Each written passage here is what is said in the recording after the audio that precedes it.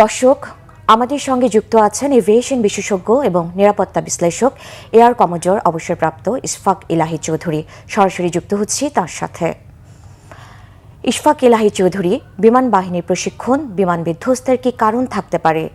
কোন পরিস্থিতিতে পড়ে এমন ঘটনা ঘটেছে? কোন পরিস্থিতিতে হয়েছে সেটা তো বলা মুশকিল, because that will be done, ওটা একটা অ্যাক্সিডেন্ট ইনভেস্টিগেশন বোর্ড হবে, সেটাই বলবে। কিন্তু এটা অত্যন্ত দুঃখজনক যে বিমান টেক অফ করার পরে পরেই আমাদের এই অ্যাক্সিডেন্টটা ঘটলো। হ্যাঁ, তো আপনার এটা জানা উচিত যে আসলে কিন্তু পৃথিবীতে যত অ্যাক্সিডেন্ট ঘটে, হয় বিমান টেক অফ করার পরে পরে অথবা বিমান ল্যান্ডিং এর আগে, এই দুটো পরিস্থিতি হচ্ছে সব থেকে বিপজ্জনক।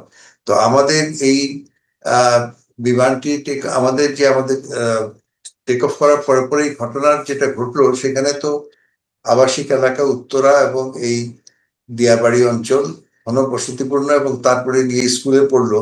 এটা তো অনেক খুবই দুঃখজনক। আমাদের বাংলাদেশে এই গত 54 বছরের ইতিহাসে আমাদের অনেক বিমান বাহিনীর অ্যাক্সিডেন্ট হয়েছে সত্যি, কিন্তু কখনোই এই ধরনের প্রাণহানি, বেসামরিক জনগণের প্রাণহানি ঘটেনি। এটা একটা দুঃখজনক ঘটনা। তবে এটা নিশ্চয়ই ইনভেস্টিগেশন বোর্ড এগুলো ফাইন্ড আউট করবে যে এটা কোনো পাইলটের ভুলে হলো, না কোনো মেকানিক্যাল বা ইলেকট্রিক্যাল কোনো ভুলে হলো, মানে যন্ত্রের ইউনো ইয়েতে কাজ না করার জন্য হলো, অথবা এমনও হতে পারে যে অনেক সময় বার্ড হিট হয়ে থাকে, বা সেখানেও এত কুইকলি এটা হওয়ার কথা নয়। তবে এই মুহূর্তে এ সম্বন্ধে কিছু বলাটা, কমেন্ট করা ঠিক হবে না।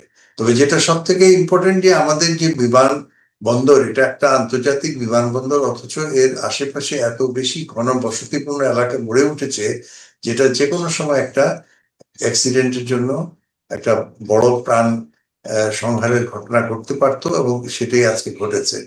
তো আমার হচ্ছে যে আমাদের প্ল্যান ছিল ইতিমধ্যে, আজকে থেকে প্রায় 2 দশক আগে প্ল্যান ছিল যে বিমানবন্দরটা সেই শহরের প্রাণকেন্দ্র থেকে সরিয়ে নিয়ে ওই আরিলবিল বলে একটা জায়গা আছে, সেখানে অনেক ইউনো ঢাকা শহর থেকে, ঢাকা শহরের পশ্চিমে।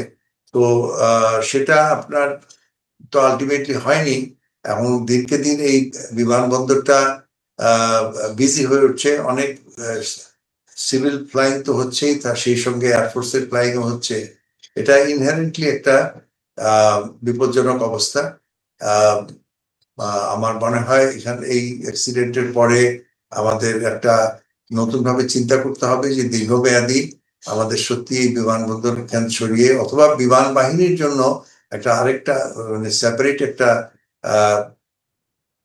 এয়ারপোর্ট করা যায় কিনা, সেই ব্যাপারে আমাদের চিন্তা ভাবনা করতে হবে।